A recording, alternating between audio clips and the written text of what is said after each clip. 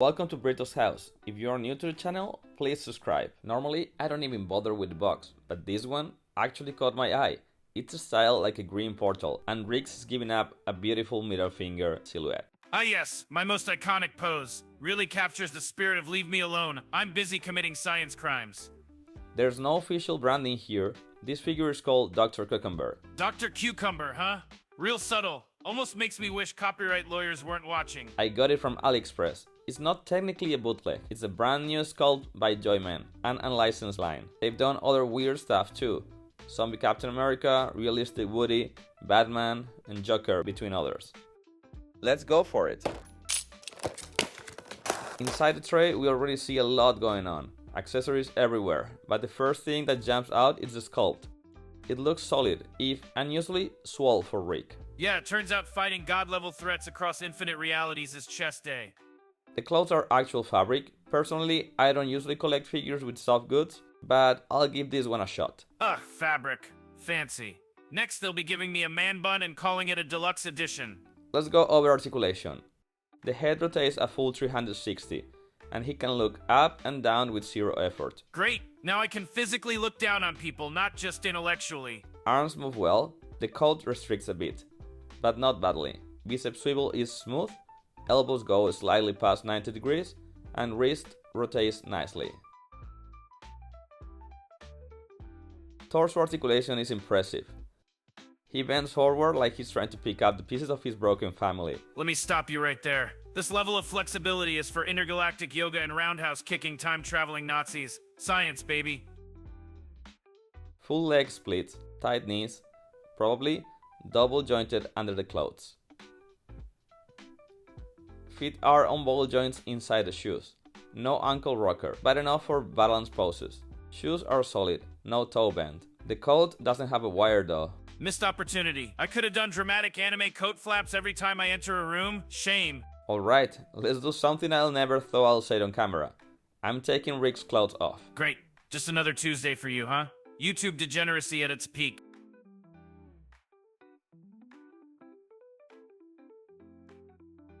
And here he is, fully stripped. Honestly, the sculpt under the clothes is kind of wild. This looks like the version of Rick from that episode with the Night People. Shredded, overbuilt, and deeply unsettling. And why not give me abs? Morty doesn't even have a spine. The proportions are way more realistic than cartoonish, which makes him feel a bit more like an SHF drawing body than a comedy figure. But articulation makes total sense now. With no fabric in the way, you can see how every joint works. Shoulders, abs, double knees, hips. It's a full-on posing machine. Yeah, I'm an articulated god now. Michelangelo wishes his statues moved like this. I mean, maybe I should have left the pants on? You expose me, steal my dignity, and this is how you thank me. Alright, Rick. You come with a lot of stuff, starting with the heads. 10 different expressions. That's insane. Yeah, 10. That's one for every stage of multiversal disappointment. First one is neutral. Then we got this one, kind of derpy. Like you forgot how to exist. Listening to Jerry speak mode. Then this thing looks like a Zoidberg version of your face. Still sexier than Squanchy. There's one with a grimace, a drunk face with green drool, one angry / unhinged, and this one that honestly, I'm not sure what it's even doing. Existential dread while waiting in line at the DMV face. Fair. Then you got a screaming one, a joyful one, wide open mouth, and finally this, kind of messed up paint job. One eye is purple, the other looks like a ping pong ball. Yeah, that one sips post-vodka Rick. Not a factory error, just a lifestyle choice. Get over it. Now for the hands. 8 pairs, all with black gloves. That's not screen accurate, right? Nope, probably reused from their generic death Bad Cop Batman Commando Sis body. Still pretty useful. Closed fist, open palms, grabbing hands, spread fingers, some weird crab hands. Oh, those are the Zoidberg hands. I like to keep them around in case I need to whoop my way out of a bar fight. And of course, your classic pose, double middle fingers. A Rick must have. Damn right. It's called communication. And then we've got the real goodies. A flask, obviously. My emotional support fluid. Bottle of booze. Batter passing robot. Nice touch. He knows his purpose. Unlike most people. Plum booze. Always a classic. No one knows how it works. Just like TikTok. Mr. Mystic box. And it wouldn't be Rick without the C-137 portal gun.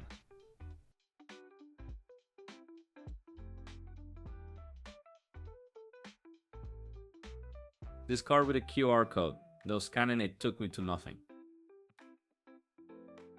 2 stickers and a clean disc to stick them on, simulating a portal. Kinda clever.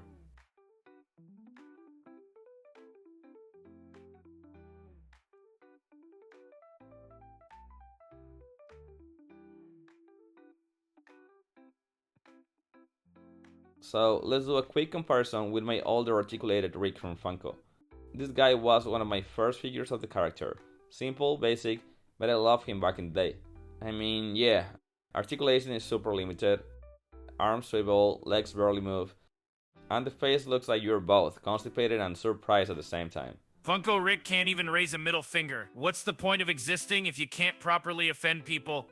And here's Morty. He actually scales pretty well with the new figure, which is a nice surprise. Honestly, pairing this new Rick with the old Morty kind of works. It's like a multiverse version where Rick evolves and Morty, didn't. That's canon in at least 47 realities. Let's take a look at how Rick scales with other popular lines, starting with, well, Rick and Morty again. Next to the Funko Morty, honestly, the height works. Which is great, because it means I can still pose them together, even if the quality gap is a night and day. Morty's whole life is a quality gap. Though, let's be honest, I doubt this brand is gonna make a Morty anytime soon. Good. The last thing we need is a Morty with soft goods. That boy couldn't handle Velcro.